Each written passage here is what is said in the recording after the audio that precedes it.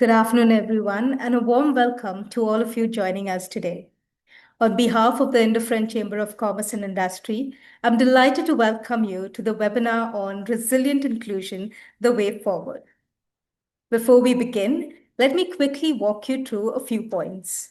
We would like the session to be as interactive as possible, and therefore it would be great if you could place the questions in the chat box below, and we will address them to the organizers only. Based on the time frame, we will try and address as many questions towards the end of each panel discussion. And now, to formally commence the session, may I invite Shweta Pahuja, Regional Director of the Western Region, to deliver the welcome remarks, please. Thank you, Tracy. So very good afternoon to everyone. It is really my pleasure to welcome you all today for this session on resilient inclusion, the way forward. And I must say that I'm extremely excited to see such great participation across industries, across sectors, across functions, I think, which kind of relates that inclusion is no longer just a moral and social priority, right? It has become something more imperative, and it is something very essential now for, I would say, for building resilience, for driving innovation, and of course, assuring long term growth. And maybe if I can start from the chamber's perspective, we actually strongly believe that inclusive workplaces cannot be built overnight. They really require intentional leadership, continuous dialogue, and of course, the courage to challenge these existing norms. And I think over the years, we have consistently created platforms to foster such conversations. Our past editions, initiatives around diversity, equity, inclusion. I think we've organized sessions focusing on gender balance, inclusive leadership, and all these have brought together thought leaders who shared, I would say, their insights and best practices. And today's session is really, I think, it builds on that strong foundation that has been built. And of course, I must say that at IFCCI, we also internally do practice these ourselves. We are completely committed to the values that we advocate. So we strongly strive, I would say, to be an inclusive chamber. We promote diversity within our own ecosystem. We encourage, I would say, equitable opportunities, and of course, much, much more. So let's see. I mean, as Tracy mentioned, let's make today's session both reflective as well as action oriented and, of course, engaging, because we have a great lineup of speakers, I must say, with powerful voices, I would say, in leadership, which will be followed by a panel discussion, which will focus on how organizations are moving from policy to practice in really building, inclusive workspaces. So, with this, I would really like to extend my sincere appreciation and gratitude to all the speakers for having joined us today. And of course, to the audience, to our participants, our members for being with us. So, and with this, I would like to wish you all an insightful webinar. Thank you so much. Now, maybe Tracy, back to you to take it over. Thank you, Shweta, for setting the context. We will now move on to our first session, which is a fireside chat on breaking barriers together, women and QIA plus voices in leadership. The conversation aims to explore not just the progress we've made, but also the realities that continue to shape leadership journeys for women and the LGBTQIA professionals. It's my utmost pleasure to introduce the esteemed speakers of this session. Moderating this session is Ms. Vandana Tilwani, who is the Chief Human Resource Officer at Havas India and Chief Inclusion Officer for Havas APAC. And joining her are Mr. Anish Gawande, National Spokesperson of the NCP SP Party, and Feroza Engineer, Founder and CEO, Feroza and Company. Over to you, Vandana. Thank you, Tracy. I'm really excited to be moderating this session, and mostly excited because of our two panelists. I think both come with remarkable background and pedigree. I'm really excited to welcome them. Just to set the context, although organizations have made meaningful progress on inclusion, barriers, particularly for women and LGBTQI plus voices in leadership still remain. Today's conversation is really about acknowledging these realities honestly, and also exploring how we can work together to dismantle them. So, like Tracy said, in conversation today with Anish and Firoza, welcome to both of you. And my first question is to both of you. When we talk about breaking barriers, in your opinion, are we truly removing them? Or have we simply become better at navigating around them? And, in your own journeys, what has that looked like? So, either of you can, perhaps start that response. Go ahead, Firoza. Thank you. Firstly, I somewhat have a concern with this word resilient. Why must inclusion be resilient? Like, if you really look at the dictionary word, and I'm really just going to read the definition, strong enough to deal with illness, a shock, a change, a change. I mean, why? I mean, why? Like, literally, that is my starting point, that why are we to struggle so much for our basic rights? Or something that is so basal for existence. And I think that is foundational nomenclature. Even I think at the start of this webinar, we used the word pedigree. I think that itself, that little mindset of uh, why does it have to be such a struggle all the time? I think that's what I want to leave y'all with. And maybe Anish, just your view. What do you think? Very powerful starting provocation that you Yeah, offered, Firoza. And I very, agree. I mean, I very. agree to some extent, right? And in some ways, when you're breaking barriers, you're often commended for being resilient, for being strong, for being courageous and brave. And I wish we didn't have to be any of these things. And I don't necessarily think that those are qualities that uh, are necessarily related to the breaking of barriers themselves. In fact, in some ways, those are the barriers. The requirement to be resilient, the requirement to be courageous, the requirement to be brave is one that places an unfair burden upon those who are marginalized within marginalizations, right? And so I think when we speak of breaking barriers today, I think the barriers that we've broken, and of course we've broken enough and broken very many, have been those that have been broken by people who may come with other privileges, right? So if you're disadvantaged on account of your gender, then you might be sort of more privileged in terms of the family you were born into, or the class profile that you come from, or your caste position, or whether or not you belong to a dominant social group in your country or not, right? If you were born gay, like I was, right? I come with the privilege of also being a man. Very often I'm the only gay man in the room, but at least I'm there. There are no women in the room, which means that you navigate this sort of strange positionality where the breaking of one barrier is deeply linked to the fact that you don't have to break any other, right? So I think figuring out how do we understand the breaking of barriers as a continuous process, one that involves not only breaking these barriers ourselves, but making it easier for others to break them in the future and expanding access to that collective project of breaking, as it were, is something that I'm quite excited about. And I think to start that off, the provocation that we should abandon this language of resilience is one that I take very seriously. But it's interesting you say that, because you're saying that even breaking barriers is a journey, and perhaps every generation or at every stage, you're breaking more and more of those to be able to create a path for people who are coming later. So I think in that sense, a lot of it continues to be a journey. Yes. Everything is a work in progress in that sense. So it's a very interesting point of view. But Anish, a very specific question to you, moving on. You're a political spokesperson.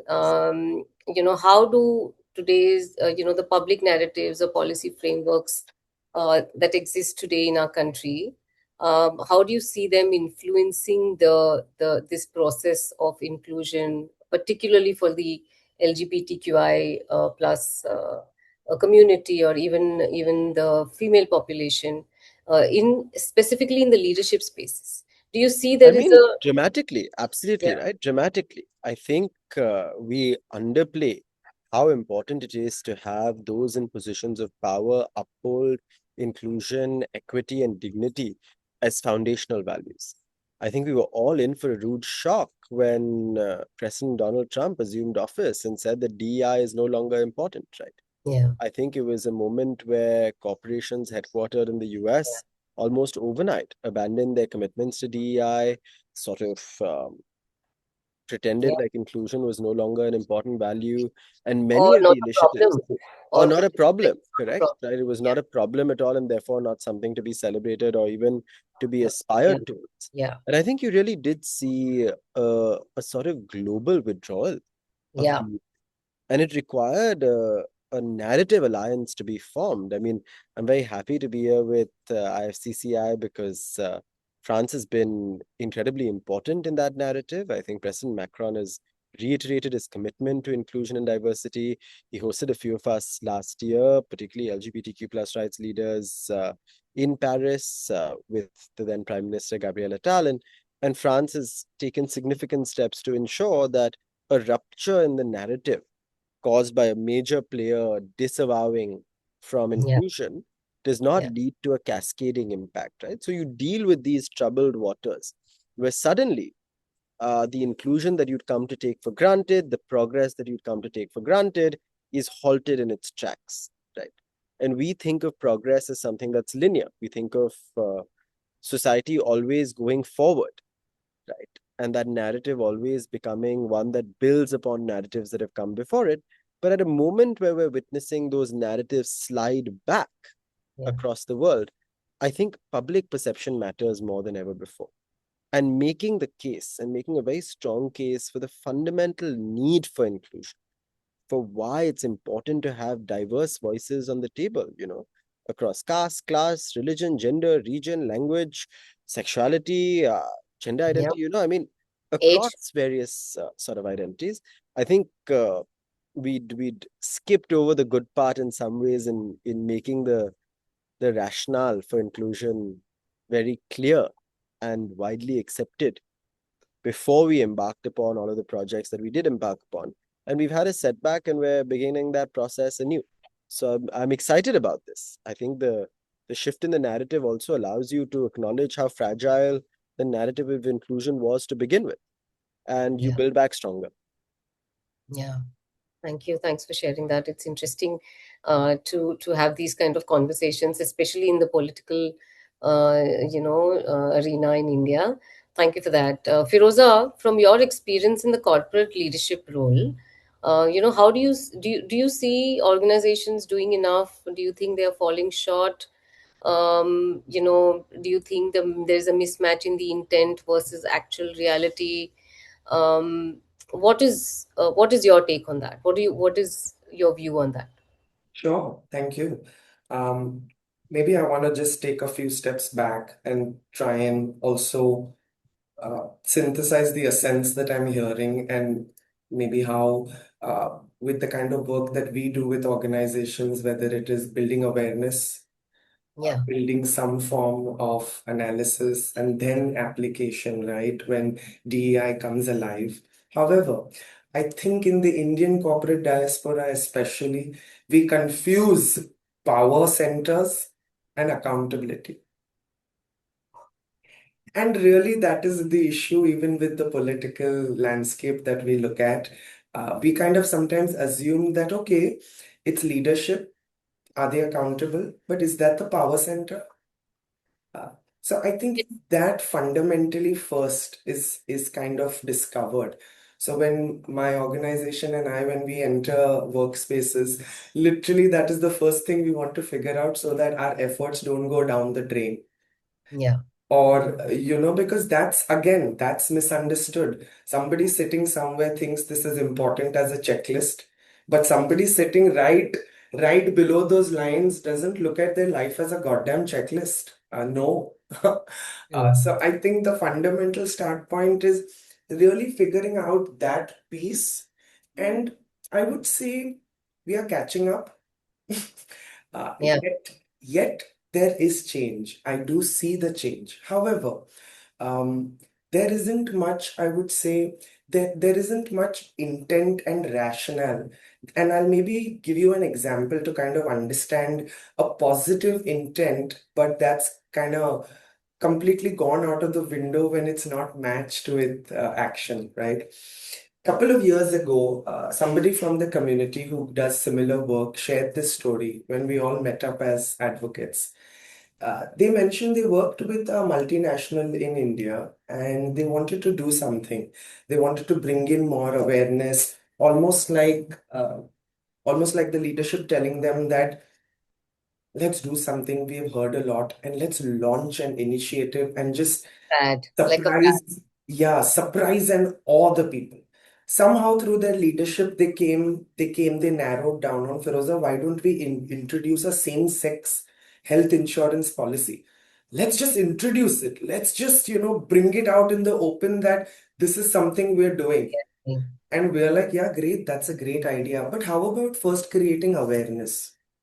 How about first kind of talking about it, trying to understand, is this landing? That's something the organization did not do. Mm. After implementing the policy, after 3 months, they came running to us that almost 60% of the organization, they nominated their wives and their husbands as their same-sex partners. They had no clue what this is. What that meant. Yeah. So intent is clear, but is it matching? Is it matching your rationale, as Anish mentioned? Are you even clear with the rationale of why you are doing this? And if it's one-off tokenism checklist, then just please call it that. Then just Mm. please call it that. So yeah, I sometimes feel we are catching up. That is still good. That Yeah, you know, yeah. but long way to go in terms of just deeply accepting. Yeah. No, I think what you said is absolutely right. I think there is a lot of work that needs to be done, but the progress is happening. Like if I just compare India to whatever else is happening around the world. I know Europe is quite progressive. We know what's happening in the US. In fact, you'll be surprised, or maybe you already know, like you look at Asia, for example, because I lead inclusion for APAC, and I can tell you that, it inclusion and diversity is part of their life. You don't even need to teach them how to be inclusive. It's only some of the countries like India and maybe other in East is where you really need to. But I think that I think that you can't give up. I just think that it's at some point you have to a lot of people say, okay, are we doing too much? Sometimes I'm asked that question, are you doing too much? I said no. I mean, we haven't gotten there yet. We have to keep doing it. You cannot give up. So there is this perspective that I have on that. So I think that we are there. It's work in progress and we have to be at it. But yeah, that thanks for sharing that perspective. Let me move on to a topic which is about allyship. There is a lot we often talk about that. In your opinion, what does meaningful and visible allyship actually look like in practice when it comes to breaking barriers? And I would love to hear from both of you on that one. Whoever wants to go first. These are difficult questions. I think allyship starts small, right? I don't think that allyship requires grand gestures. I don't think it necessarily requires major schemes or some sort of big push that comes from the top. I think allyship begins with each one of us. Um, Allyship means calling out somebody if they decide to use a homophobic or transphobic slur in your sort of work environment, because it might hurt somebody who's not out of the closet yet, right? Allyship means as a man saying that, hey, all the women on my team deserve to have equal pay as the men. And Yeah. if I'm in that decision-making position, it means the buck stops with me and I need to be pushing for it, even if the women on my team are not pushing for it, right? Because we know that access to sort of demands like these is often mediated by Yeah. conditioning that we've had as to whether we're asking for too much, which often happens with anybody who is marginalized. It also means having an open and honest conversation and sometimes saying you don't know, you know. And even for me, I think I'm in the unique position sometimes of meeting both 80-year-olds and 18-year-olds on the same day, and large numbers of them. And it's a very interesting shift because of the 18-year-olds, sometimes I feel very regressive because I don't understand some of the new terminology and I have to learn.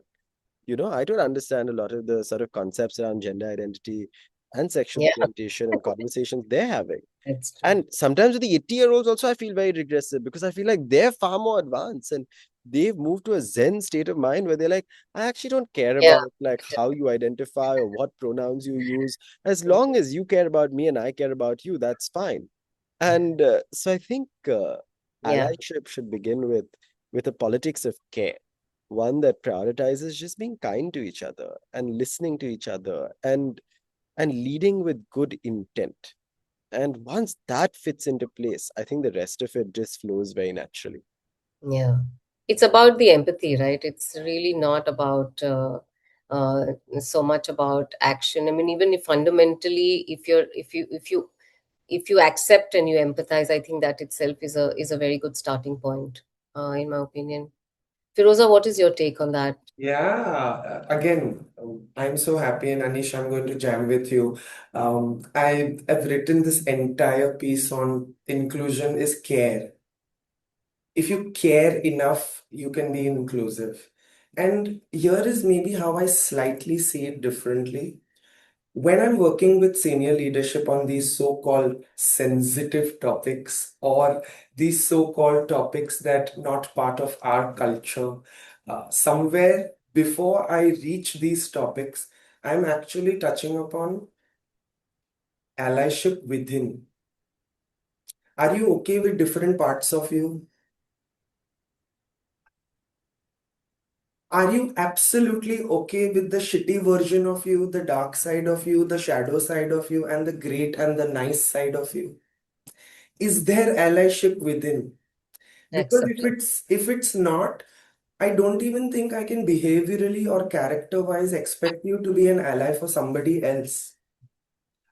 So that's that deep fundamental shift that happens in high-stake coaching rooms, in very high conversations, where we will get to LGBTQI later. But first, can we address this? Can we look at how differently you seek and give feedback? It is your fundamental job as a leader. There is allyship in that. Let us first look at, are you okay with different people's work ethic? As a neurodivergent individual and now as a neurodivergent coach, I see myself struggling on these basics with leaders. That your style of working could be different, but are you an ally for your team for that? As long as the outcome is met. So, whether it is your basic feedback skills, your appreciation skills, your ability to be different with work ethic, work engagement, right? Like Anish said, for the Gen Zs, what drives them is urgency and novelty. But maybe for the generations way before that, that's not a motivation.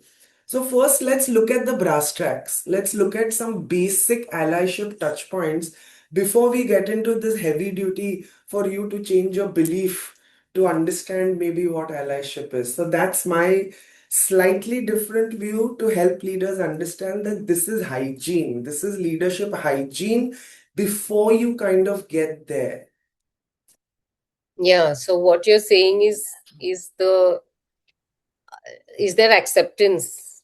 One you said is one the is there acceptance to who you are? The different versions of you, different versions of what really exists in other people, and I mean that's the basic step, right? That's what you're saying.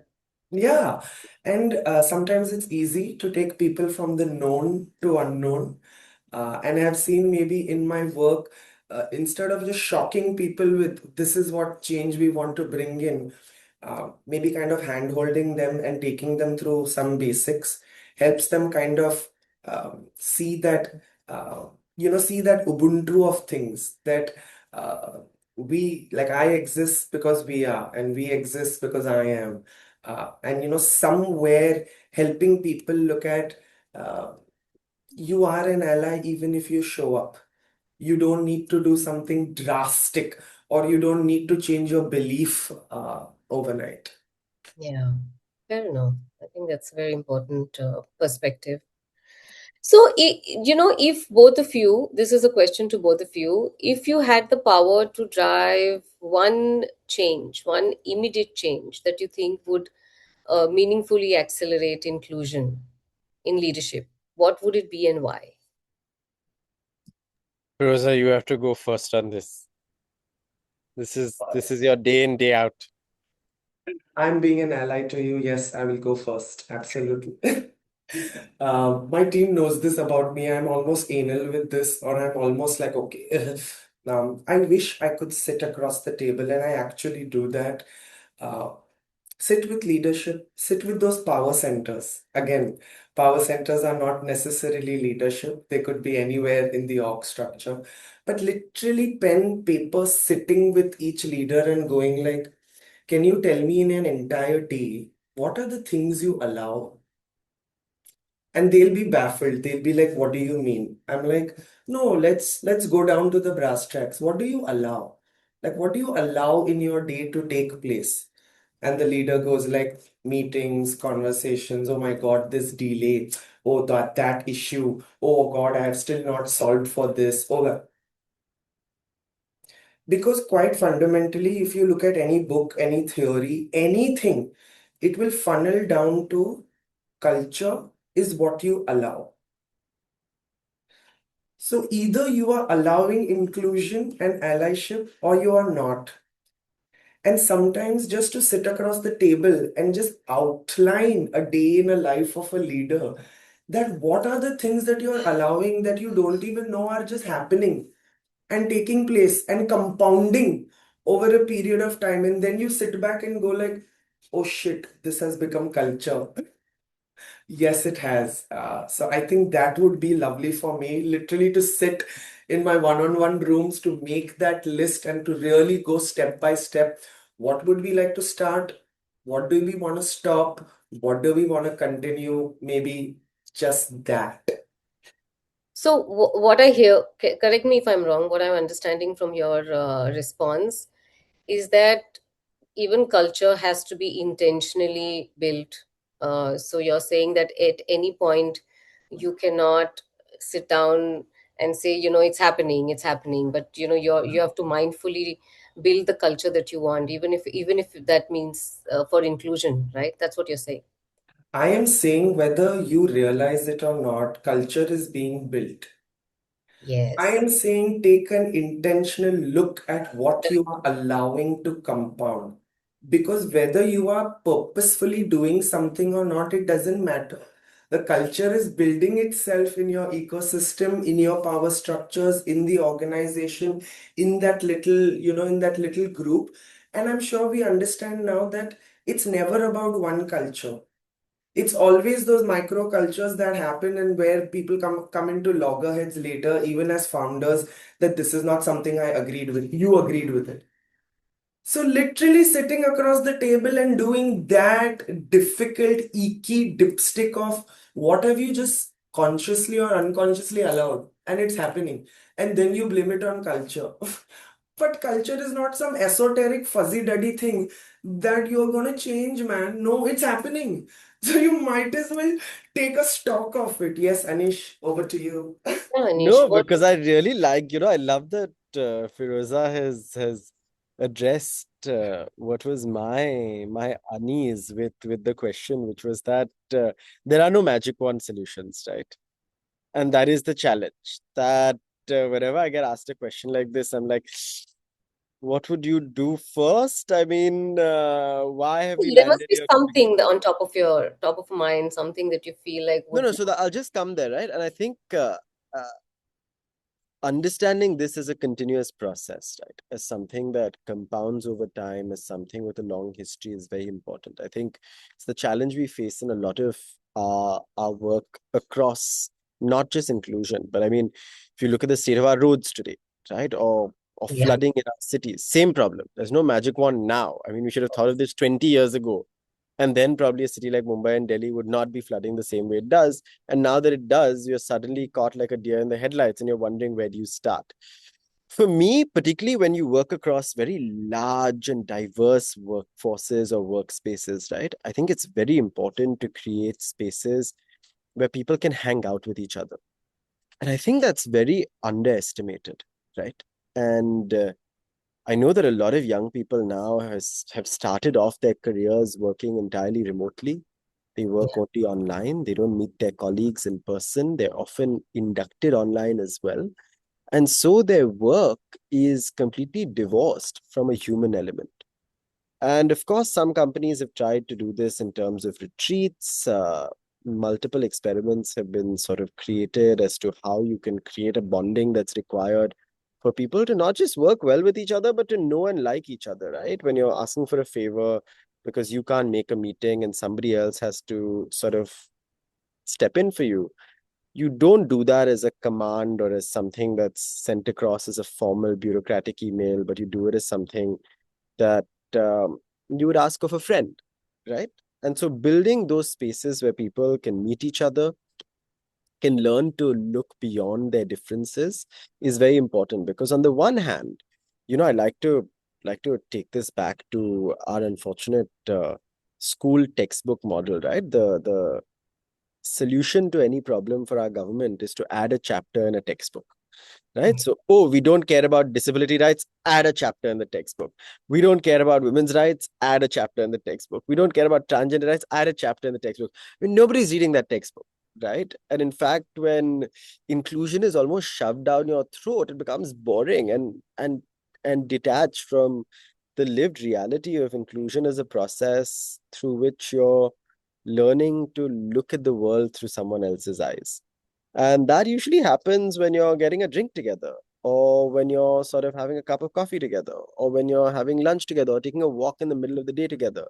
Um, in some ways, I think there's multiple sort of spaces for such inclusion to take place. And I think finding avenues for this inclusion to take place is very important. Yeah, I agree. I agree. Thank you. That was very interesting. And I think we are, Tracy, if I'm not mistaken, we are out of time. But I want to thank you both, Anish and Firoza, for your honesty today. I think what for me this conversation has really, what my understanding from this conversation is that obviously breaking barriers isn't always, it's not really about dramatic shifts, right? It's often the smaller, quieter, harder work of challenging systems, mindsets. It's everyday behaviors, and sometimes I think it's not the barrier, it's not that the barriers have disappeared, we've just kind of just become better at navigating them. So I think we spoke about the gap between intent and impact. Spoke about the role of leadership and accountability and the difference. But perhaps I think the most important reminder is this, that there is progress is real, but it's not always experienced by everybody in the same manner. I think progress is happening, but everybody is experiencing at a different pace and in a different way. So as we close, first thank you all, but I'd like all of us to reflect on what really meaningful action looks like for each of us from here, because I think creating inclusive places or spaces is not really just one person's responsibility or a few. I think it's a shared commitment. So on that note, thank you again for your honesty, and I really appreciate this conversation. I really enjoyed it. Thank you, Ifki, for organizing this. Thank you, Vandana, so much. But before you guys leave, Firoza and Anish, we have a question from the audience that I would like you guys to address. I will read it out for you. How do you balance global inclusion frameworks considering local cultural sensitivities, especially in markets like India?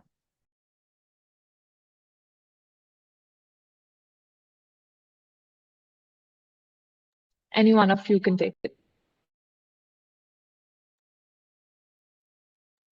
I could. I don't. Yeah. Go ahead. Yeah. And Anish, I would love to know maybe the political view on that, globally versus locally. The essence of inclusion is allowing somebody else to share what's important for them. And that itself, in a sense, needs to be localized. So if an Indian startup or an Indian nonprofit or a MNC based out of here or a GCC, which has to align all its policies and procedures as per norms, if you don't localize your DEI initiatives, then you are not being true to inclusion itself. Maybe for a nonprofit sitting out of Ratnagiri, maybe for example, uh, same-sex insurance policy, medical XYZ is not the focus for them at that point of time. Maybe what is focus for them is fair pay, maybe inclusive infrastructure for all genders, maybe gender neutral bathrooms. I mean, it could be anything. So the first shift that organizations need to take is, what is my rationale of being inclusive sitting here in my bubble in this city or this town? Am I being inclusive to my org, microculture, my people?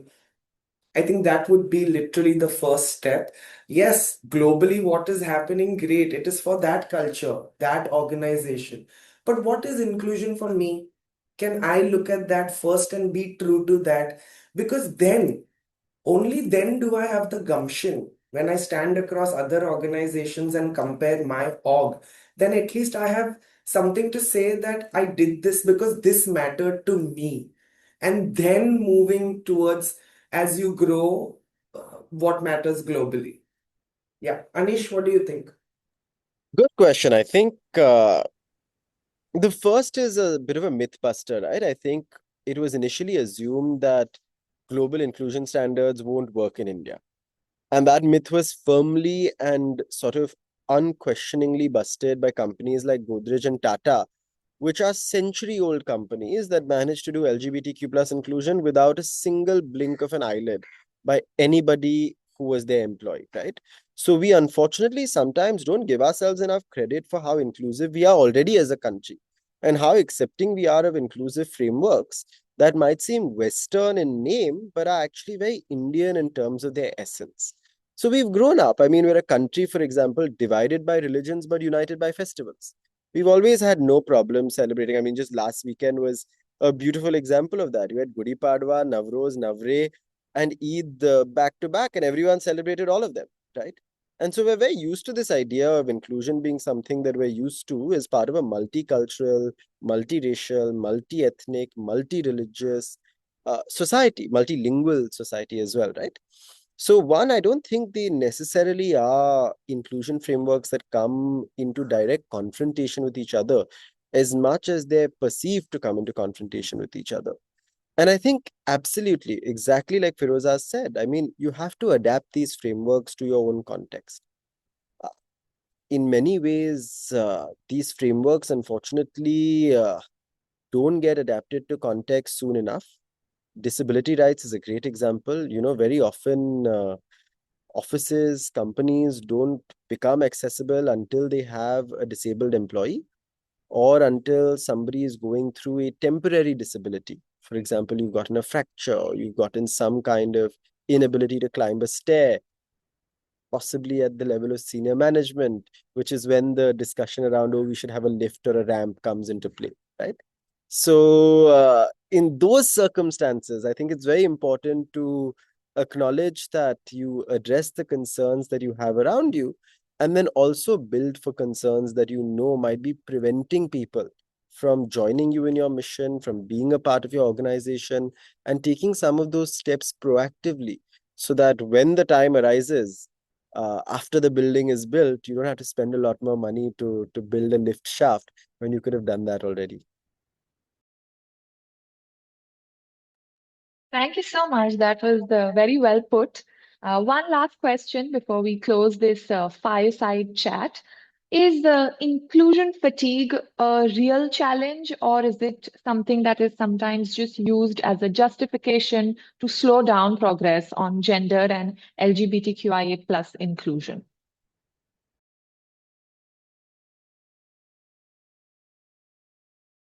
Who's getting fatigued? Yeah. I mean, once we do enough work, then we'll get fatigue. Now, where we're doing enough work right now, I don't think we have inclusion fatigue. I think, quite honestly, again, I think this is the problem with like the textbook framing challenge, right? Inclusion is fun. Inclusion means getting to know more people. Like, I love my job because I get to meet people who I would have never met otherwise, right? And I get to hear about people's life stories, and I get to travel across the state, and in some ways build more resilient arguments, more capable arguments in the work that I do. I think inclusion, when framed as an invitation, uh, lends itself to joy rather than fatigue. So I'm looking for when we can move towards inclusive joy, or we're too joyful rather than too fatigued. Yeah. And again, since when did caring for something become fatigue? That's what I'm sitting with. That's what we started with. And again, to just offer a different view, uh, it could get tiresome if it's taken for granted. It could get tiresome and heavy or overbearing or overwhelming if your rationale or if your anchor is not clear. And I think that would happen when you erroneously care about anything without literally putting some thought to it. So I think like less of textbook, but more of what does it actually mean? Like, and again, to give you a simple, one organization couple of years ago, an NGO that we worked with, they actually took Airtel's headline, बात करने से ही बात आगे जाएगी. So they did not even use the word inclusion on any of those things. They just called this little initiative बात करना है. बात करने से ही बात आगे जाएगी. So that's how the conversations, though heavy, though a lot, did not seem fatigued. So it also depends on how you're attaching your meaning to it. I Yeah. think that's what, yeah. If I may just add, I think that this question comes from a lot of, in the corporate world, for example, when you're trying to drive this agenda, it usually ends up becoming the responsibility of a few people.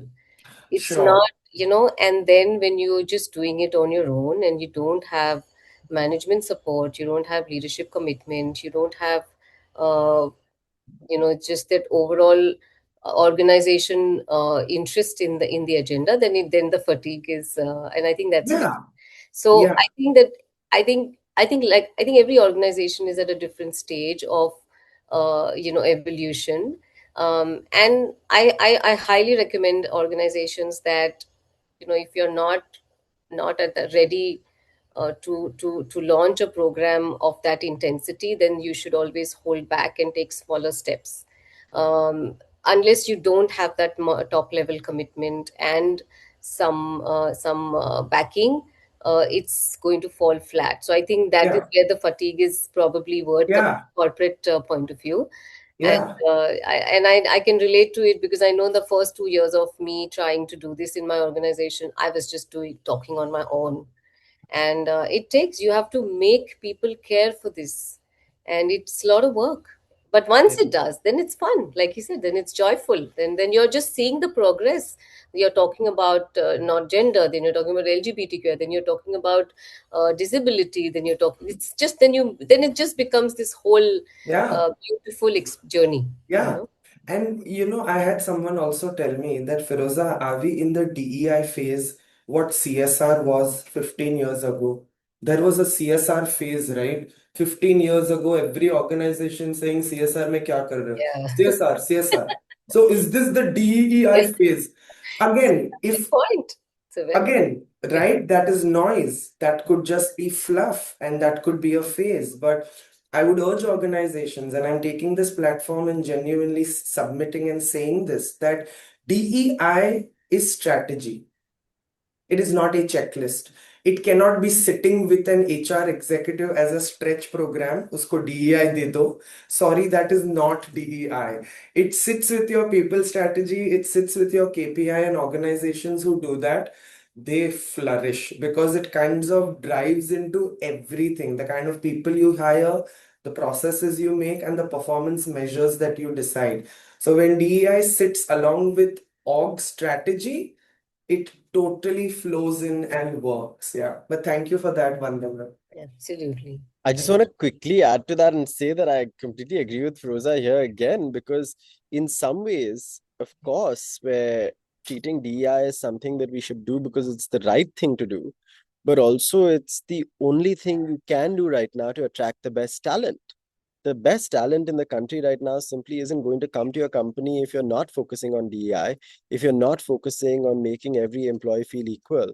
And for the best and brightest out there right now, the avenues are wide open, and young people today are making their decisions on the basis of a lot more factors than just how much money you offer them, and on factors that include how comfortable they are at the workplace. So to give my own example, as someone who was joining a political party, and that was a major decision where multiple avenues were open, at the end of the day, it was my boss's commitment to DEI and the fact that my boss is a woman that convinced me to join this party, because I mean, the work environment here is significantly better.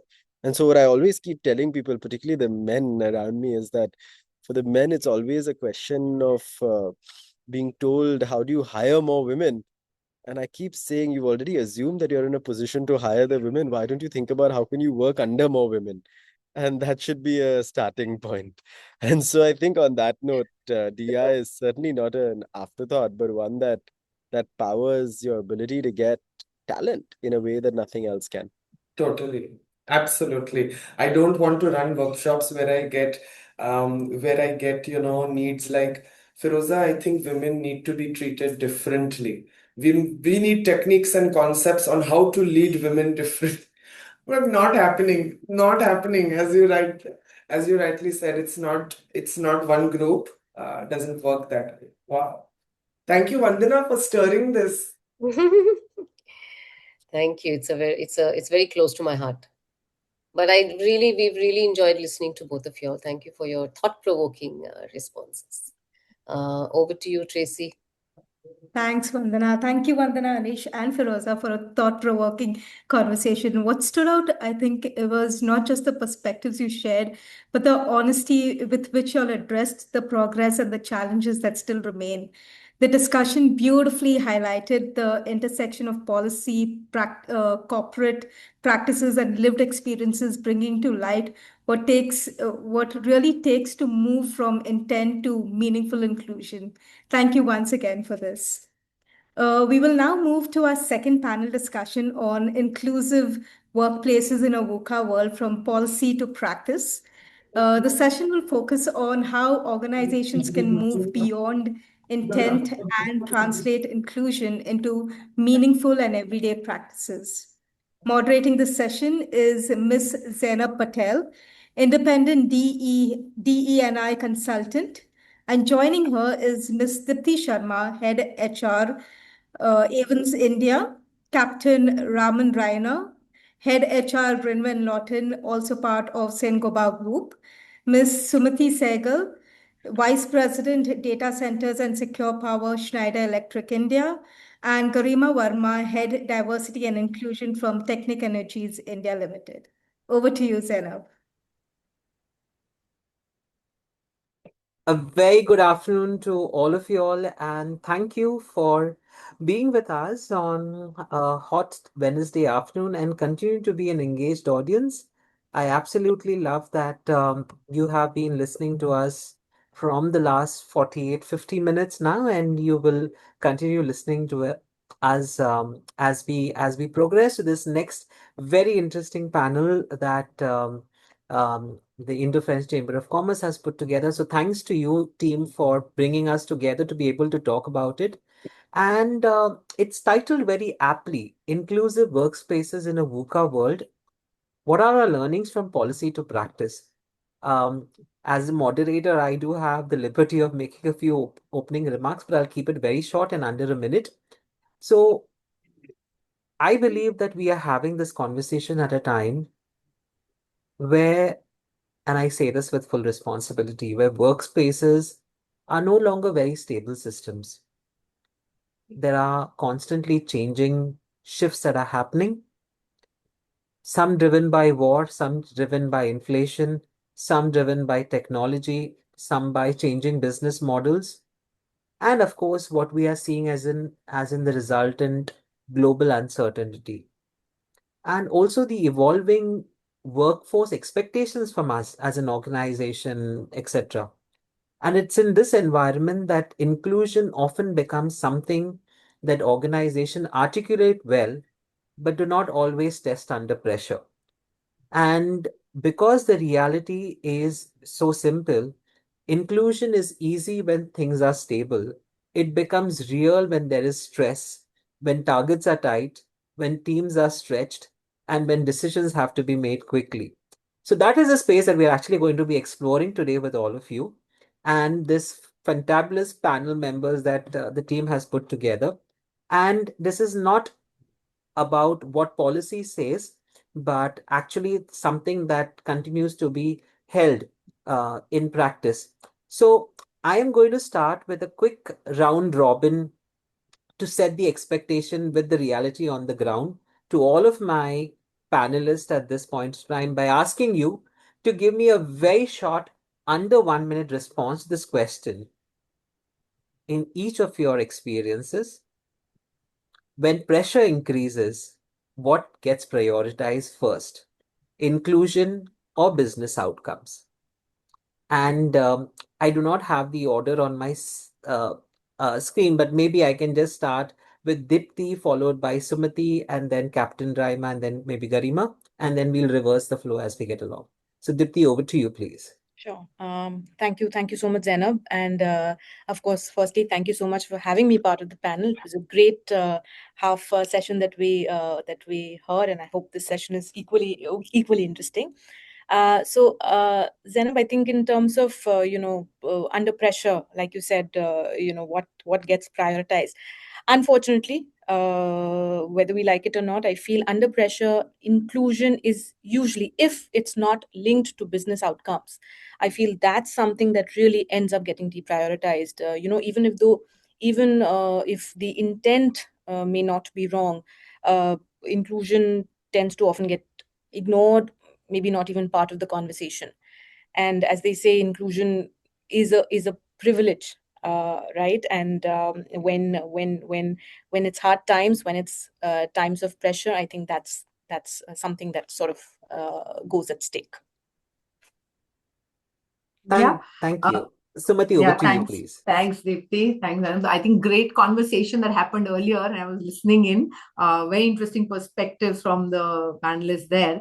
And I think in the same spirit, we'll continue this discussion.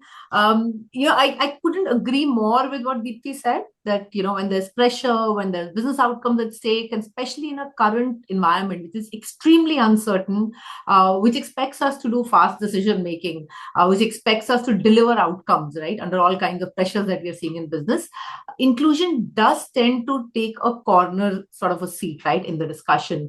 But what happens is that, when we're looking at business outcomes, that takes the center stage. It takes the attention. And unless inclusion is part of the fabric of an organization, unless it's part of the inherent culture, it does tend to get slightly sidelined. Though what we forget is that in the space of, wanting to take quick decisions, wanting to move fast, we, of course, may end up compromising the quality itself by not focusing on inclusion, right? So that is a perspective, but to answer your question in one word, yes, it does tend to take a backseat. Thank you, Sumati. Captain Raina, over to you. Yeah, so before I get into the answer, thanks for having me here, Tracy, IFCCI, and Zanab. So actually, I was watching a reel yesterday evening on my Instagram, and Palki Sharma, the famous anchor, about VUCA, was talking about the V is volatility, uncertainty, complexity and ambiguity, and for the rest of the world. And for the Americans, it is called Donald Trump. He has got half of the world into VUCA world recently. But coming back to the question, I mean, in many organizations, we have to agree that the instinct under pressure is to put business outcomes first, always. That's an instinct we all have. But from the background I come from, whether I was in the uniform leading teams or I'm in the corporate leading teams, I've seen that I think when inclusion is embedded in your culture, it does not compete with performance. It actually strengthens it. It gives inclusive teams make sharper decisions, they align faster, they avoid blind spots that the pressure often can create. So that's my take on, it's not one versus the other. It's how the culture basically is made out of in that particular organization. Thank you, Captain Raina. Garima? Thank you, Zainab, and thank you for having me here. So I can't agree more than what rest of the panelists are saying. So honestly, yes, it is the harsh reality that when the crisis come, the priorities shift. It's like a survival reflex. So it's like, taking care of your basic need, and the focus kind of shift, rushing towards the number, hit the numbers, and inclusion is something which is sparked for that moment.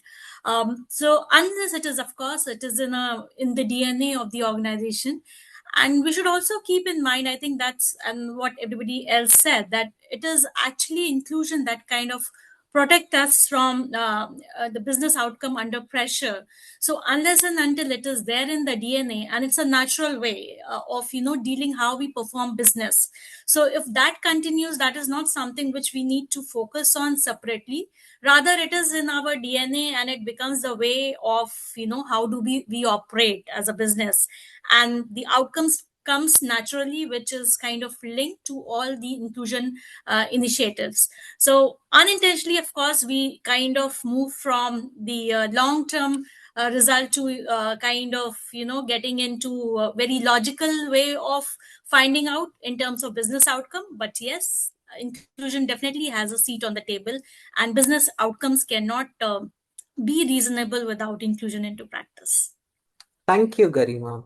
What I'm going to do now is ask you all one question with probably a follow-up question. And because we are already at about 4, I would request all of you all if you could give your answers within ideally 3 minutes in your response time. We would be able to cover the full range of responses. That also then takes us to a very interesting rapid fire round and then open it up to the audience for questioning. So the second round of questions is actually built on the context of how does inclusion play out across different sectors and different industry groups that all of you all came in from. Actually, one of the follow-up questions that I had previously was to ask you all is, what is the one inclusion commitment that your industry struggles to sustain consistently? But I'll forego that, and I hope you can also respond to that in your response.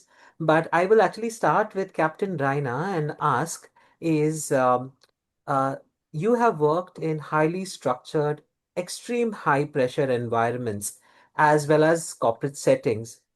So how does inclusion play out differently across these spaces? I like the fact that you very aptly wove that into your first response, but if you could flesh it out a bit more.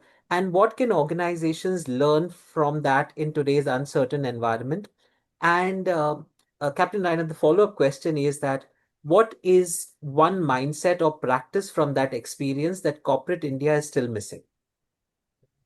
All right. So, when I think back about my time in the army, which is quite some time back, around 18 years back, inclusion, there wasn't something that we debated or documented. We didn't have PPTs, we didn't have policies. It was given. It was simply, it was like we survived because of that. We succeeded because of that. In the middle of a high pressure mission, it didn't matter where you're from, which language you speak, how do you look, what background you're from. It really did not matter at all. What mattered was that you are the part of the team and you are a very critical role to play. Whether it was a radio operator, was a gunman sitting, whether it's the captain standing behind giving orders, or any person in that chain, everybody felt inclusive, everybody felt important. And that, I think, I feel was the most engaging thing in that scenario in the army. And that is why people give up their lives for some other people to safeguard them. That is because they truly believe that it's a team kind of an set up there, and everybody is as important as anybody else. So that is true inclusion. So what mattered there was that you were part of the team. But when I moved to corporate, and I saw that the corporate world, I realized inclusion looks a little different here.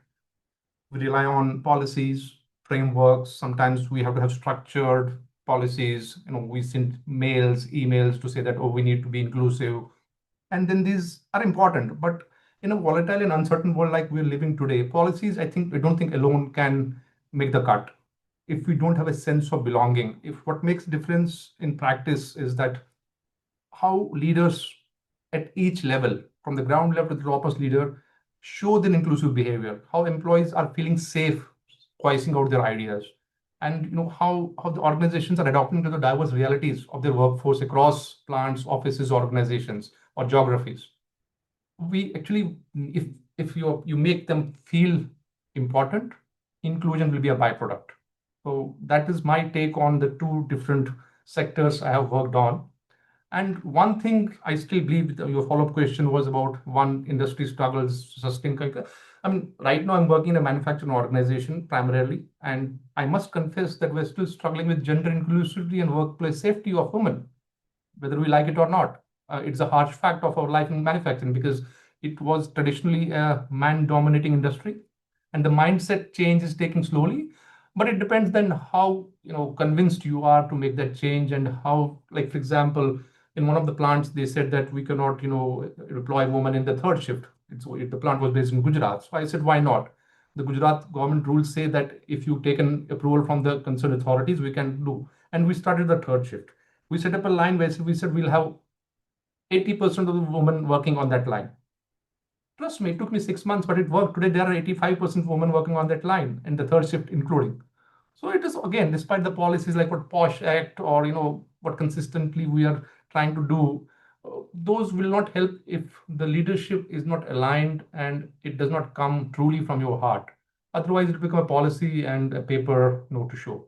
That's my take on this, Zainab. Thank you. Thank you for that extremely candid reaction to the fact that we still struggle with issues of gender and workplace safety. Thank you for that, Captain Rhino. May I now invite Sumati? And Sumati, my question to you, along with the follow-up question, is that in high performance, operationally critical work environments, how do you build on psychological safety? And doing this while maintaining accountability and performance expectations. And my follow-up question to that would be that where do organizations generally tend to misunderstand or dilute the idea of psychological safety? If you could spend some time to reflect and respond to these, please. Sure. Thank you, Zainab, for that. I think so as we speak about this, right, psychological safety and accountability to me are very, very have to go hand in hand, right? They're not opposites, and therefore, inherently in your question, it came across as they may not go together, right? So one versus the other, and truly, I believe it cannot be one against the other, because if we were to conclude that psychological safety is equal to creating a comfort, creating a lower barrier, right, or a standard of performance, then accountability starts feeling like pressure. But that's really not the case. When you're in a high performance environment, what people seek is not the fact that they need to have a safety net or they'll have a low bar of performance. What they seek is clarity. What they want is safety in terms of direction. So as long as there is clear direction, especially when there is high pressure, when there is clear outcomes defined, there is no reason to have this discomfort or insecurity. And therefore, what will become very, very important, or things that are possibly non-negotiables when you operate in such environments, will be to set a clear standard, set where is the decision making going to happen, or what are the outcomes that you're seeking. When you're defining these outcomes, you're ensuring that people know what they're operating within. There is also an ability to take risks that will go up, right? What is a deterrent to it is when you define not the outcome, but define the stress that you will levy on non-performance. That converts the outcome into pressure, right? That creates lack of accountability. And then it becomes about managing the comfort. And most of the time, the organizations end up failing on this completely when we start assuming that psychological safety needs to get diluted by avoiding tough conversations, by not challenging ideas. Then we are not being inclusive. Then we are not letting the smallest, weakest voice in the room come up. And that weakest voice can come either because there could be the junior most employees, could be gender diverse, could be coming from any kind of background, but the loudest voice in the room tends to then gain sort of priority. It's always, most of the time, it's the leader in the room, right? We may like it or not because you're looked up to as a leader who will be taking the decisions. And therefore, when you start judging people by outcomes, you start taking actions against non-performance by looking at risk-taking ability and not encouraging that. That's where you create a very negative environment. That can get very caustic, that can get very, very disturbing, and therefore then outcomes will also suffer, right? So it will just continue to get into a vicious circle and get worse off. A high psychological safety environments often have a lot more debate. It's not that they will have less debate, right? So because you're ensuring that everybody's treated equally, they are being heard, you're not lowering the standards. You're in fact raising the bar by ensuring that everybody has a seat on the table. So I think that's the right way to operate. And I'll go back and try and answer the question that you asked first to all of us, which you had to skip. What do organizations suffer with? I agree with Captain Rena a lot around that. But also, in my opinion, it's about dissenting voices, right? That's what we struggle with. We don't give the weakest voice the audience in a room, in the decision making. It usually, and of course we speak a lot about it, it usually ends up being women, but that's really not true any longer, because as we become more inclusive, as the cultures become more accepting, it is also about the youngest employee. I work in a technology leading organization, and sometimes the most brilliant ideas come from the youngest, newest person in the group. And if we have to give that, if we have to move forward, right, so we have to give that person an audience. So yes, it's normally about listening to that weakest voice in the room, which is where inclusion will become very, very relevant. Thank you, Sumati, but absolutely did not intend the question to be if or, where the question was framed to actually elicit a response to actually make sense. And this is not happening in absentia of each other. It is both are non-negotiable. And thank you for talking about the voices of dissent and working with them, because very interestingly, I was in another panel discussion today morning talking about it from a posh perspective. There was a study being conducted and talked about feminist justice. How do we take care of the voices of dissent within, and that is absolutely, and dissent may not actually be opposed to the idea, but contrasting viewpoints, young versus and a person who's more tenured in the organization. But thank you for actually bringing that point. And with that, I actually will like to move on to Garima. Garima, because the sectors that you work on is EPC and energy, where the workspace has traditionally been male dominated, like many specific industries. What does it take to actually move the needle on inclusion, especially when the business itself is navigation this global disruption? Please feel to bring in any examples, any references, because we really would like to know, because your sector at this point of time is one of the most worst affected. How do you kind of keep this work on inclusion? And my optional question for you, if you'd like to take that, I'm saying optional in your case because all of us are also very interested to know how does the energy disruption work, etc. How do inclusion strategies need to change when industries themselves are under stress? So if you could answer these two in addition to whatever you're saying, I would be happy to listen in.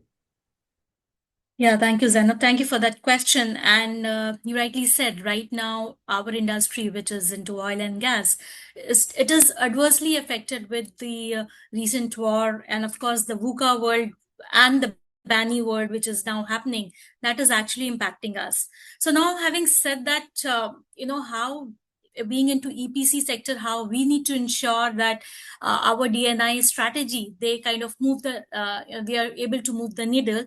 One is that, of course, it is male dominated sector, so that the barrier which is there, having more gender inclusion, that is there.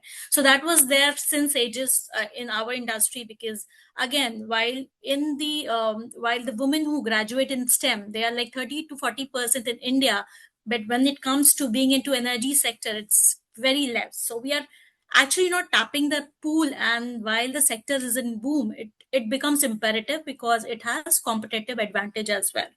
So having said that, there are a lot of structural changes that needs to be in place.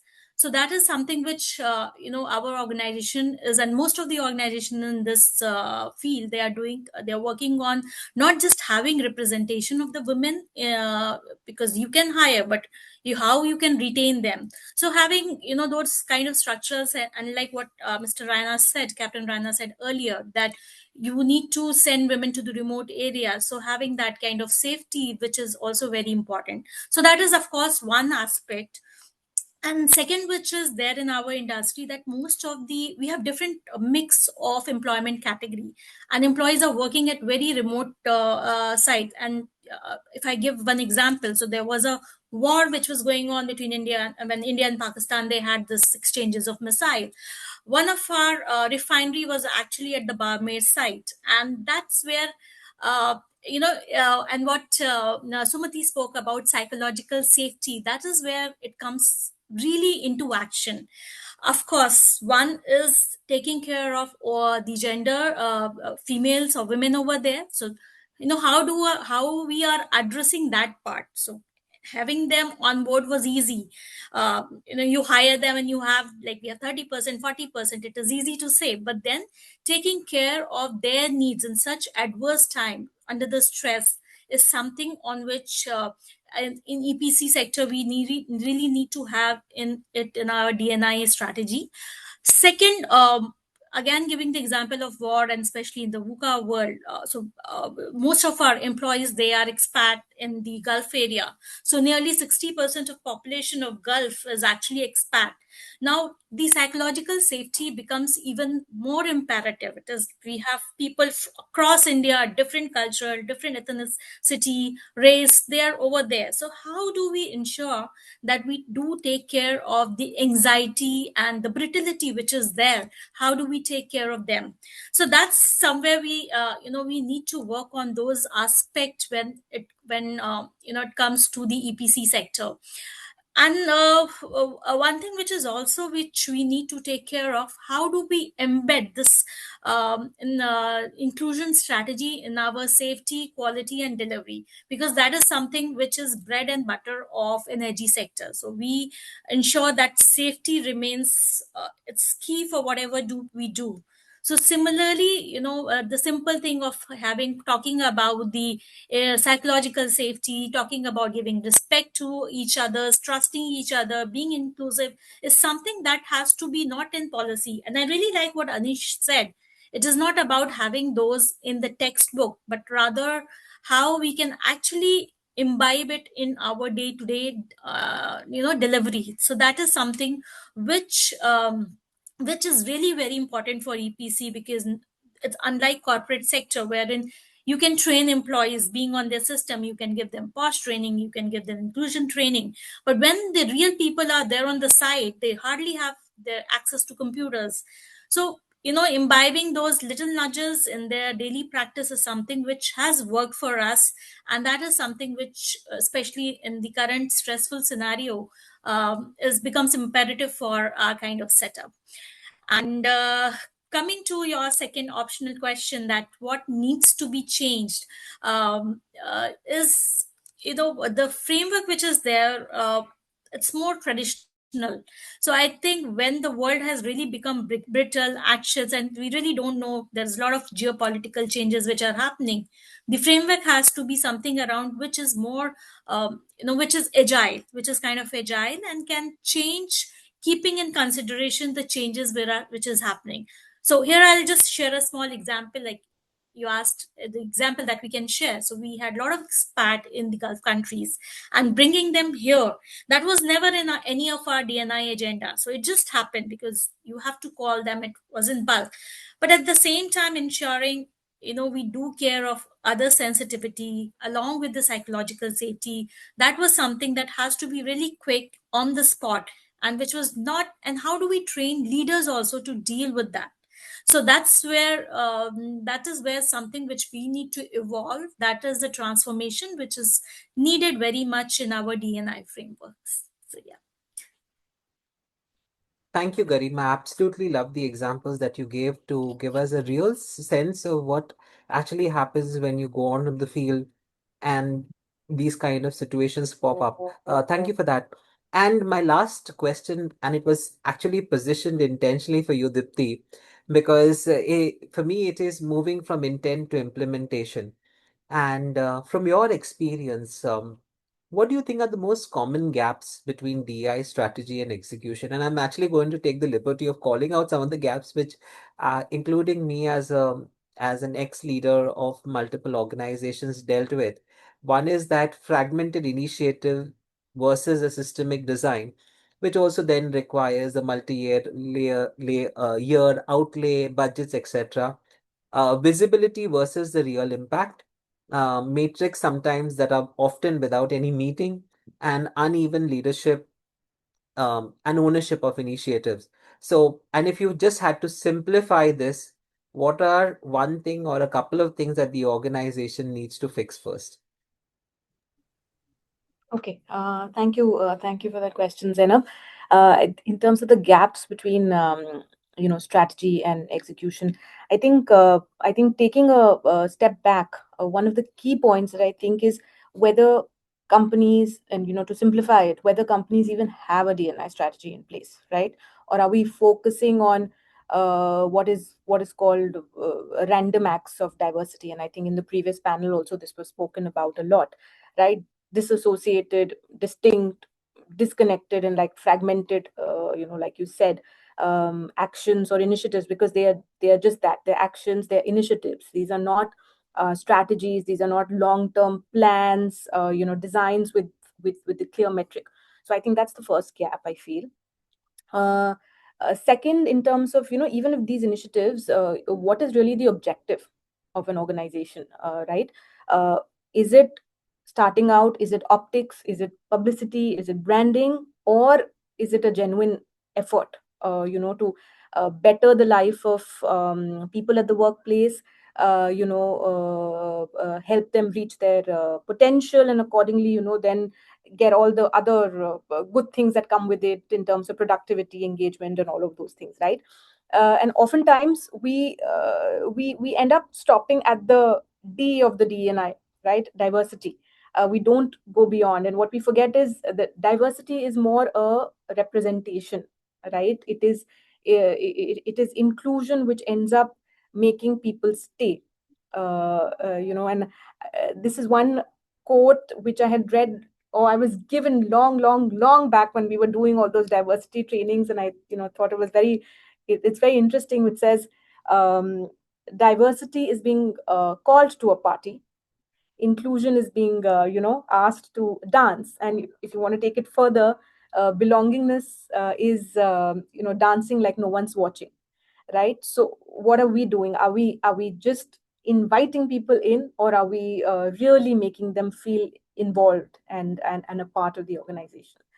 I think the third part is, along with the strategy, along with the objective, it's dependent a lot on the leadership. And we've spoken a lot through all the examples that all of you have given, right? How are they actually championing this strategy, this objective? And we have to be honest about it. Employees can smell inauthenticity from a mile away, right? So if leaders sort of at the top, are not sponsors, they're not advocates, or at least not even aligned to it, then there is the gap will only widen, and to a point where it will probably completely fail.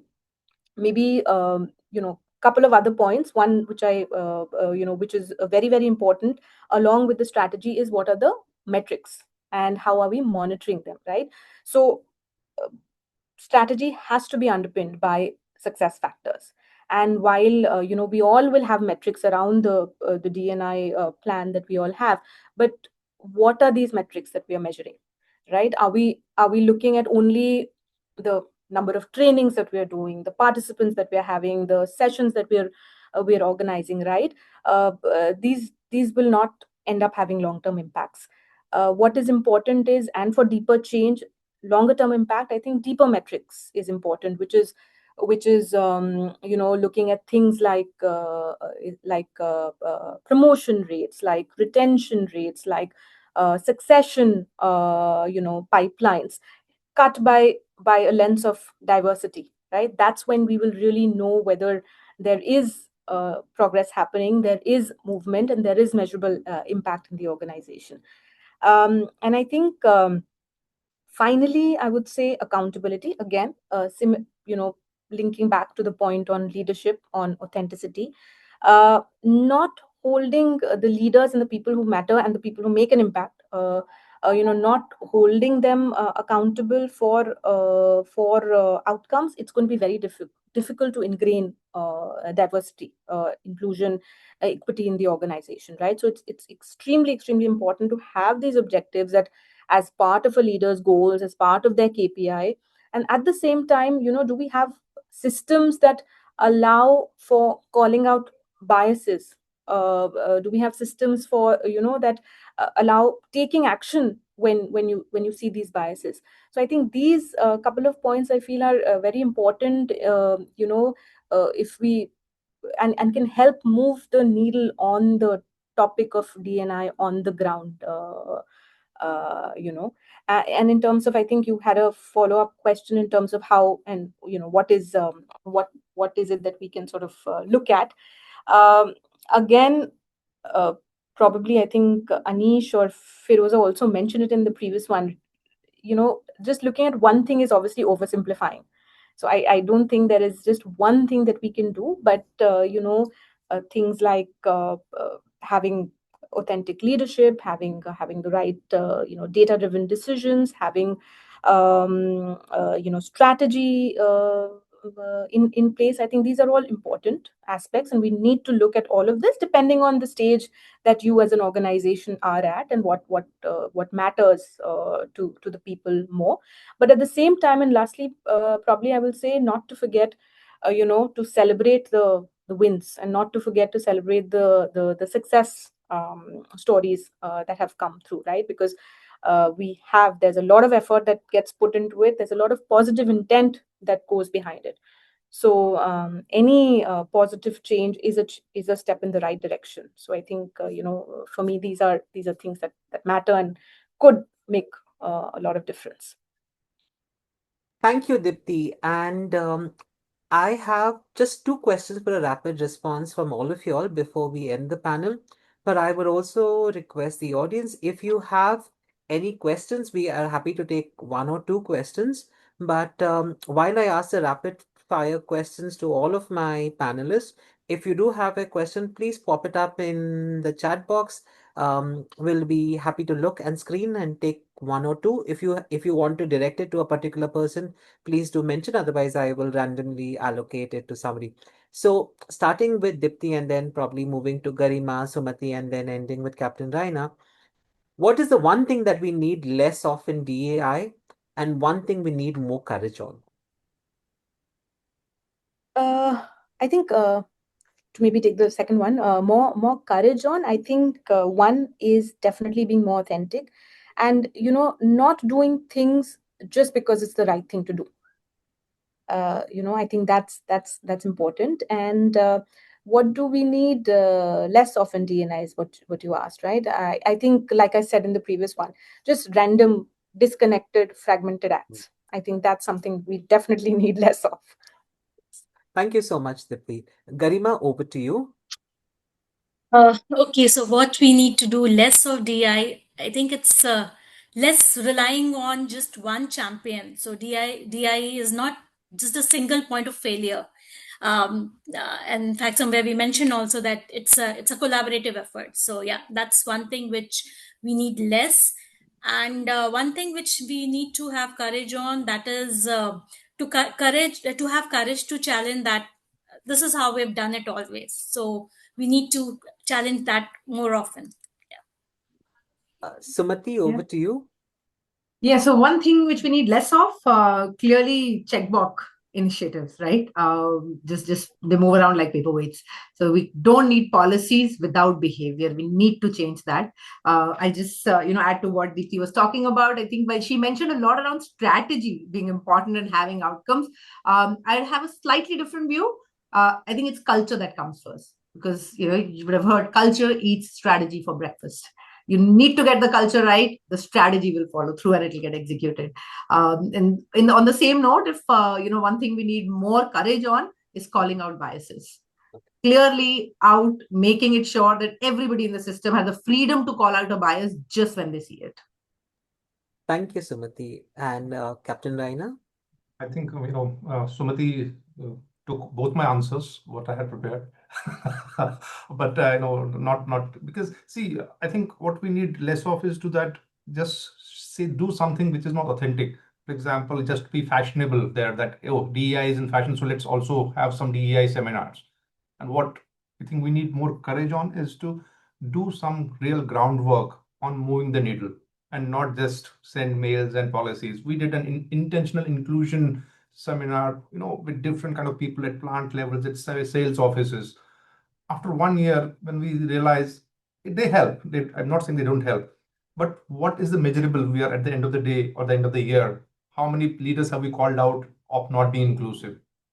I mean, I had conversations with some top leaders face to face, one-on-one, calling out incidents where they were not inclusive.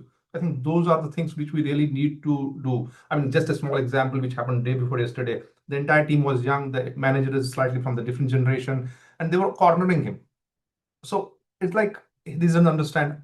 The inclusion is not only from the Gen Z. I mean, it's also from the baby boomers, and we have to act reasonably that both of them are inclusive. Sometimes it feels that we are overemphasizing on the younger generation and not taking view of the older generation. I think those are the small things which we do in a daily routine things which will help to build that culture of inclusion. Thank you, Captain Raina.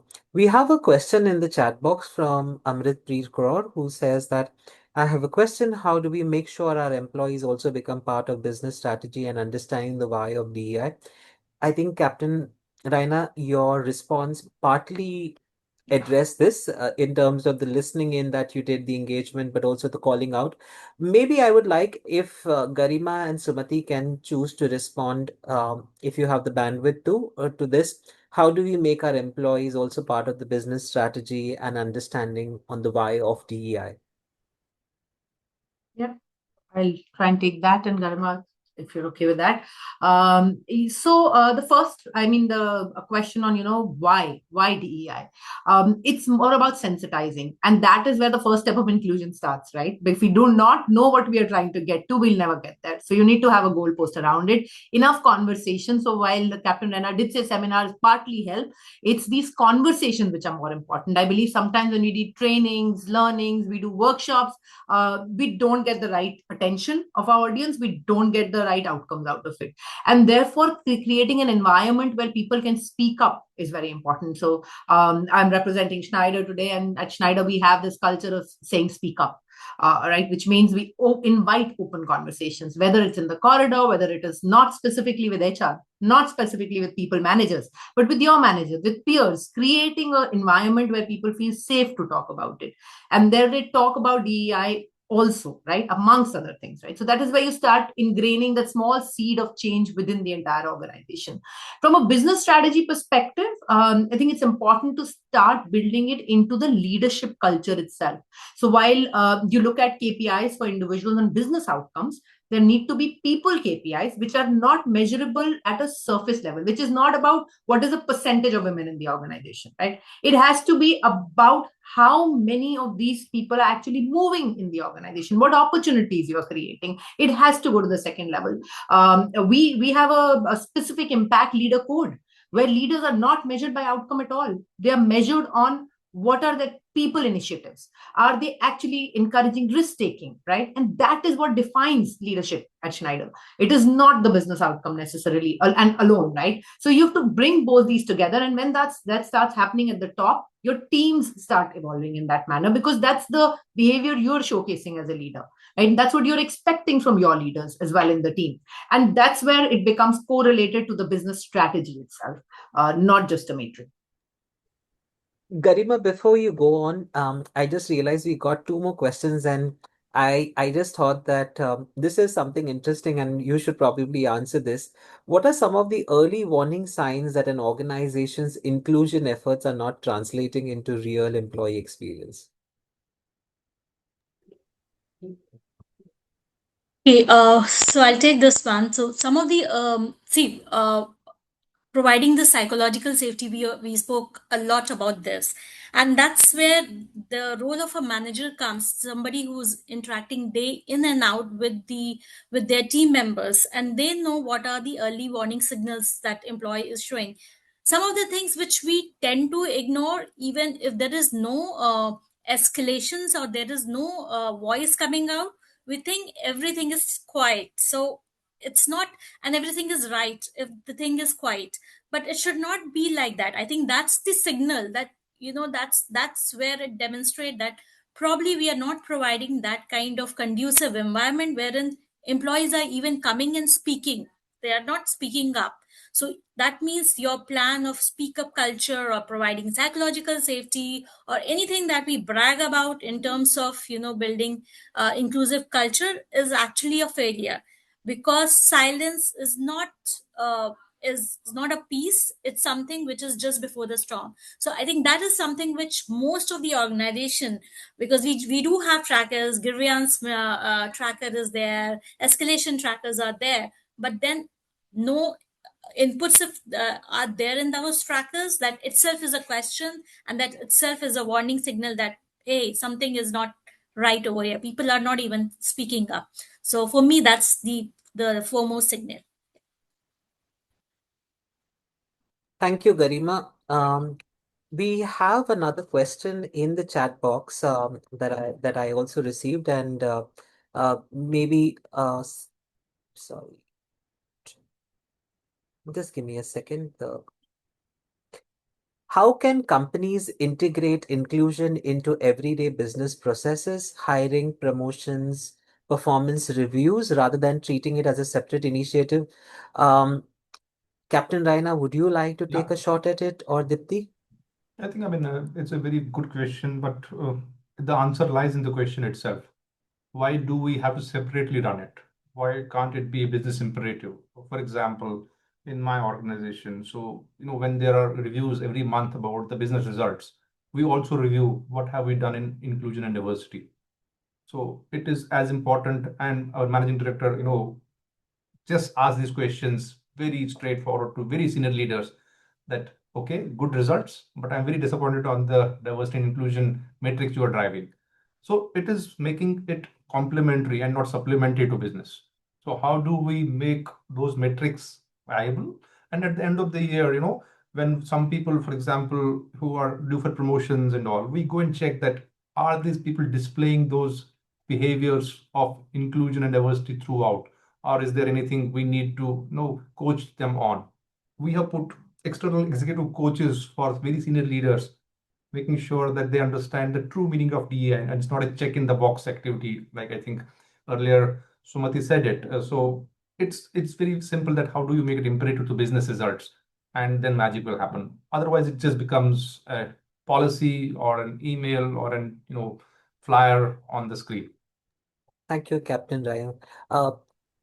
Dipti, if I can ask you to respond to this question, which is very interesting, which says that, what are some of the invisible challenges that even progressive organizations tend to overlook? If you have the bandwidth to respond to this.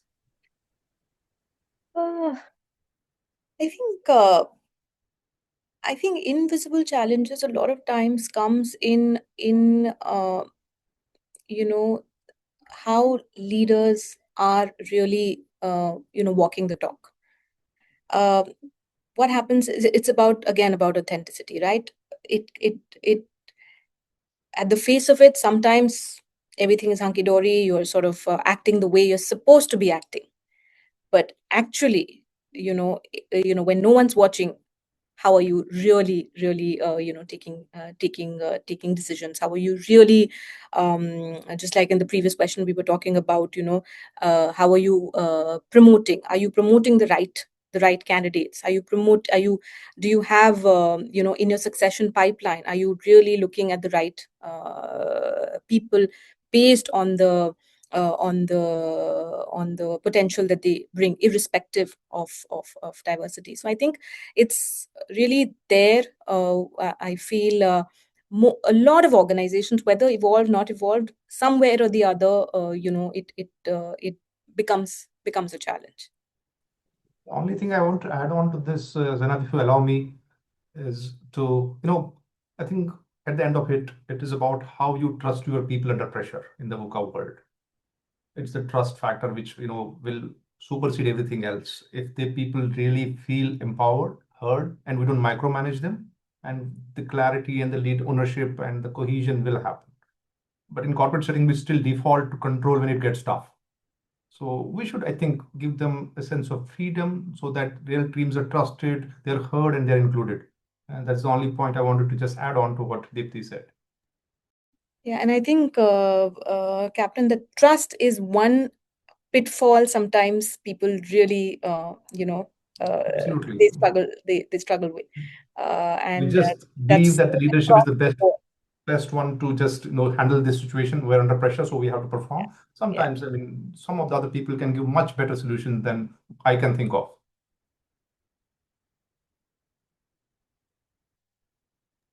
With that, thank you all. I think I'm going to take in one line, irrespective of so many different messages that you've given me, that our workforce is smart. They're able to call out things that are not said with genuinity. I wanted to say bullshit, but I said I'm going to stick to and say genuinity. So your workforce is smart.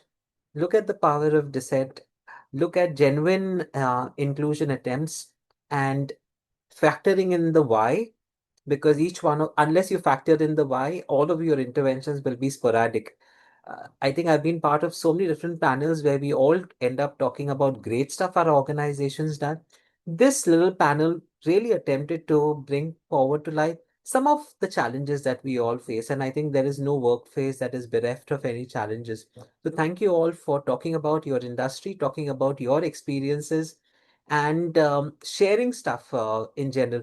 With that, maybe I would like to hand it over to Tracy. There was another question, but I think we're out of time, Tracy. So over to you. If there is actually a question in the chat. Zainab, and if it's okay with everyone, we can take the last question. Okay, so there is actually this question from Priya Bhatnagar on and the panel. If I look at this entire panel, it summarizes the question. But if one of you wants to take a stab at it, what does resilience inclusion looks in practice when organizations face economic or operational pressures? I do know that Garima and others in part answered that, but if some of you or all of you want to take a stab at it, please do. And after that, I will hand it over to Tracy.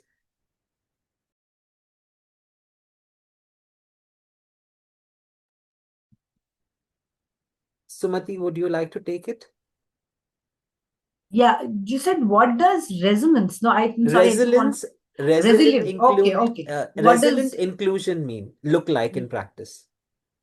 Yeah.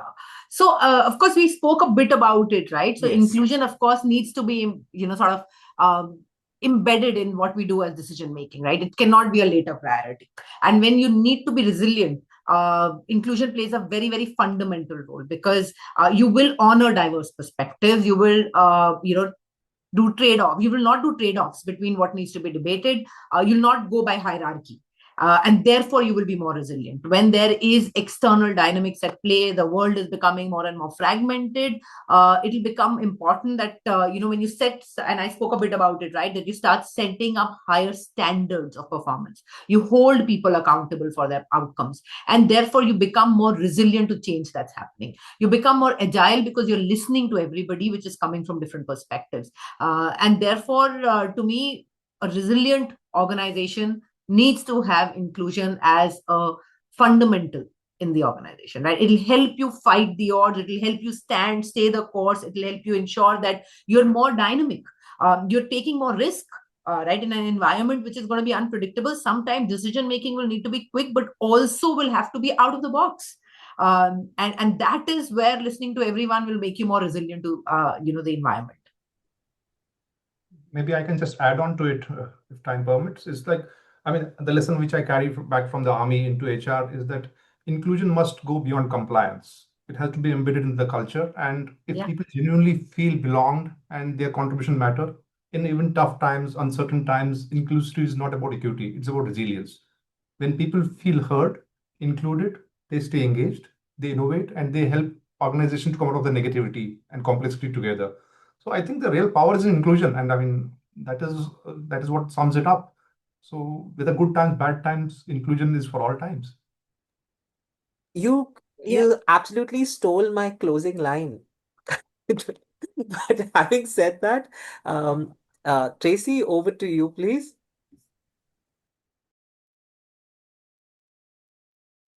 Thank you, Zainab.